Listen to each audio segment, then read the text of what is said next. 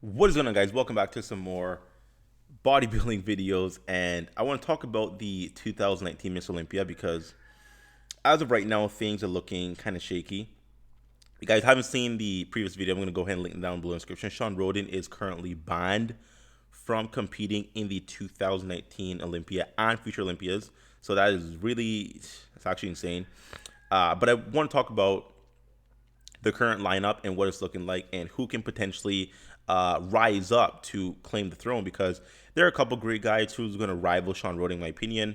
But now that he's out of the picture, and these guys obviously have damn near guaranteed chance to win because there's no longer the threat of Mr. Olympia being there to compete against them. So down below, I want to kind of show you guys a list of competitors we have right now. So there still is the Tampa Pro. There still is the Vancouver Pro.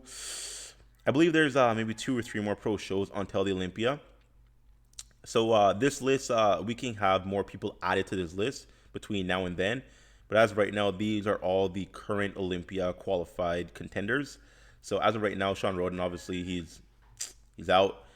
Phil Heath still somewhat up in the air. We don't know if it's a yes or no. As of right now, I want to say no. I would love to see him compete and come back and take his title. And obviously, as of right now, this is a pretty big chance for him to come back because Shawn Rhoden is no longer in the show. But I'm not sure, so I'm not really going to count him. So the first two, in my opinion, are just not going to be there. I'm just going to say that right now. I don't think they're going to be there. Phil Heath can, shake things up and maybe come back and shock us all. We don't even know. But as right now, we have Rolly Winkler confirmed, William Bonac, Brandon Curry, Dexter Jackson, Clarence DeVise, Max Charles, Steve Kuklo, Juan Morel, who he is going through a bit of a sticky situation right now. If you're not following him on Instagram, his daughter is actually missing, which is there's so many things right now going on in the bodybuilding community that is really affecting the athletes directly. Shawn Rhoden, he kind of affected himself, depending if he's guilty or not guilty. But one, his daughter is missing. So I'm seeing him on Instagram posting, have you seen her? Have you seen her retweet the, well, retweet. I'm a Twitter guy. I don't really use Instagram that much, but repost the post of her missing. So he's going through the situation where he's trying to find his daughter, who I believe is she 17? Around that age. So I don't know about one rel, but if my daughter was missing, I would do anything and everything to try to find her. And I would do anything and everything, dedicate as much time as I could towards making sure she's safe. So we're not sure if Juan is even going to be in the show because he might still be dealing with that situation there. Plus, he's currently prepping, and I don't know how you can prep with knowing that your daughter is just, out there. Like, I would dedicate all time towards finding her. So Juan Morel is also somewhat up in the air because he's dealing with a situation that he just can't really help. Very unfortunate. Joshua Lenardowitz, Patrick Moore, Jonathan Del Rosa, Nathan Diasha, and Michael Lockett, who just won the Chicago Pro. I actually made a video about the Chicago Pro. I did not drop it because I wasn't really interested that much in who competed. So I didn't really drop that video, but I did make a video about it. I just never really released it. But as of right now, we have some pretty good guys who can rise up to the occasion to take the title. So, I would say top 5, Rolly Winkler, William Bonac, Brandon Curry, Dexter definitely can crack that top 5, but based off of his placings last year, is not looking too great. I feel like we're definitely going to be seeing Nathan Diasha in that top 5 spot. So Rolly, William, Brandon, Nathan, and we need one more guy to rise up. Actually, let's see the point system here. So we have Akeem Williams, Cedric McMillan, and Luke Sandow. So if you don't know about points, the highest 3 point placing bodybuilders is qualified. So Akeem is qualified, Cedric, and also Luke. I think Cedric does have the opportunity to crack that top 5, maybe round out the top 5, but that's dependent on his own conditioning. Like, he himself is his own worst enemy. Like, he's going to hold himself back if he doesn't bring conditioning. If he brings conditioning, he is in that top 5 conversation. If he's not, then he's just somewhere between maybe 6 and 10. Luke, I keep saying Lucas. Luke is also very interesting as well.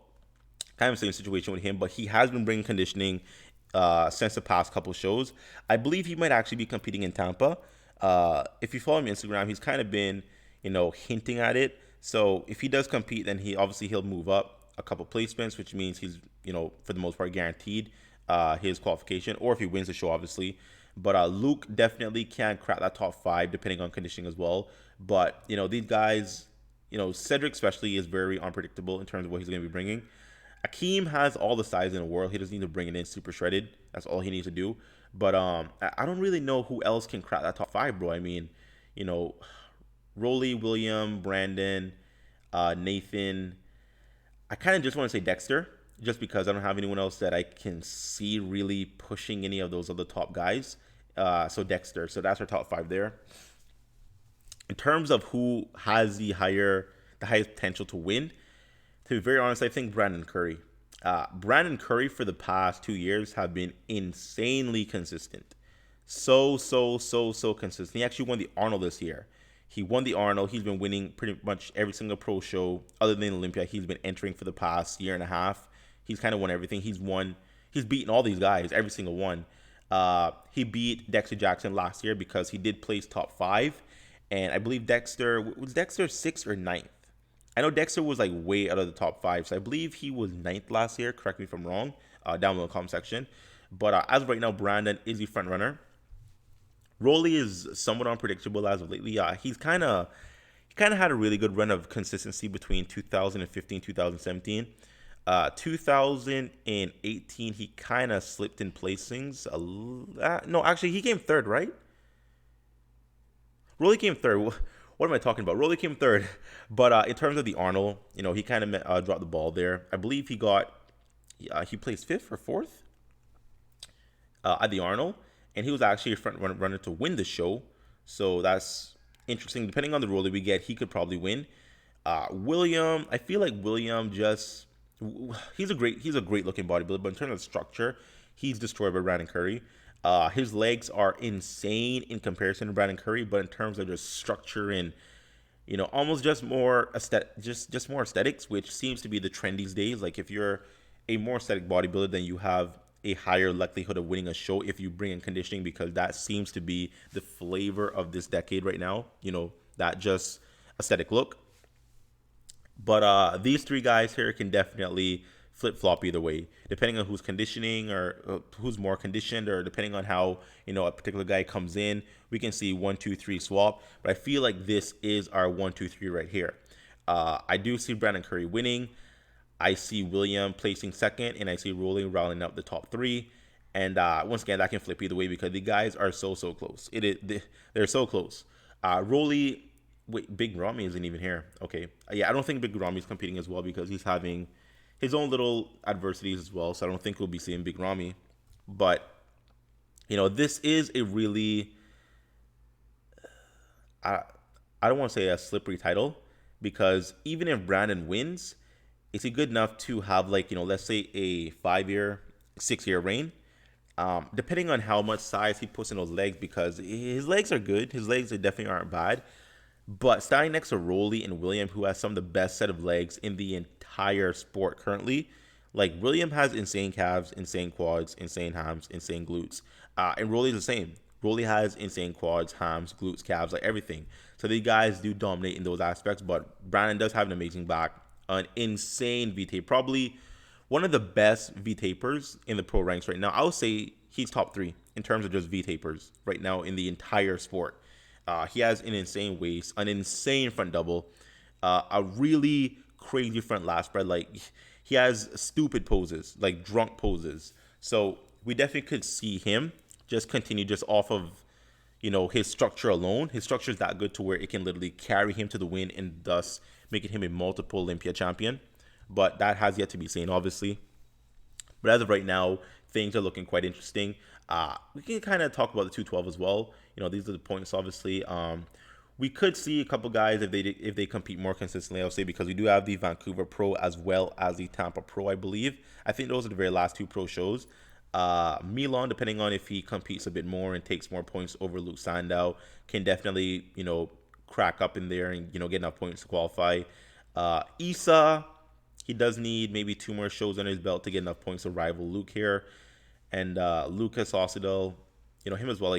These guys, depending on how much they compete for the remainder of the shows, they could get enough points to knock off, let's say, Cedric and, qualify. But we don't know about them. Moving on, so we have the 212 qualifiers. So obviously James Lewis is not in the show.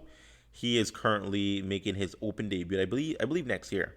So he's standing out the Olympia this year to put on more size to go open next year, which is it next year? Is it? I believe it's next year, right? He did say he was taking 2 years off, so I believe that'll be 2021 actually. So interesting. Derek Lunsford is the front runner to win the 212 Olympia. Now, in terms of Derek, like Derek has an amazing physique on Instagram, on videos, but when it comes to actually on stage, I just feel like, well, I guess, for example, last year, he looked a bit thin in certain poses. He's not a thin guy, but he's not thin at all. He's insane. He's crazy. He's big. But just on stage last year, the package he brought, it was a bit thin looking. Now, he did address this in a couple of videos and a couple of posts, saying that he did change up his formula. So the training he did year round was not the training he did for his prep, which is what you should never do. What you did during prep, what you did during the off season is the same training you should be consistent with throughout the entire prep. You don't want to change too many variables to where your physique isn't used to what you've been doing X amount of time. But I guess it's a pretty safe bet to say he's gonna win. Kamal looks insane. He definitely can shake things up. Ahmad Ashkanani, he has issues with the legs, man. He needs more legs. I don't see him winning. He did place second, I believe. Was it 2 years in a row? He definitely came on the scene with a lot of hype, but he hasn't really made much improvements to the legs to really rival anyone else. I believe Jose Raymond is now retired, so probably not going to see him. Hadi Chupan, if you don't know his issue, he is in Iran. Obviously, there's that whole travel ban situation where he just can't get to the U.S. and compete, so probably won't see him there. Shawn is actually very interesting. He does have the ability to crack the top 5. As of right now, I don't know about winning. I know Shawn comes in at around 169, 170. And I remember him saying maybe a couple months or maybe a year back, he wanted to put on enough size to maybe crack that like 190 range. I feel like a 190 Shawn Corrida can definitely rival these guys, but as of right now, he just doesn't have the size. Everyone else is just pretty much interesting. Let me see here. Eduardo Correa is making his return, so he can definitely make that top 5 depending on his conditioning. So that's interesting. Hidetada Yamagishi had probably one of his best conditioned physique of all time, so we can definitely see him shake things up as well. But in terms of guaranteed, I'll say Derek and Kamal, and obviously Ahmad. Depending on how he looks as well, but. Yeah, guys, this is going to be a very interesting Olympia, depending on, if Phil competes or not. I don't think Phil will compete, which makes things very interesting, in my opinion. Getting a new champion is always interesting. So, hope you guys are going to be watching this show in about 10 weeks, 10 and a half weeks, 9 weeks, or whatever. So, we're a couple weeks away until this actually goes down. So, just want to make a video talking about it, guys. So, hope you enjoy the video. Like, share, comment down below. If you're not subscribed, make it a thing. Sub down below, and I'll see you next time. Bye-bye.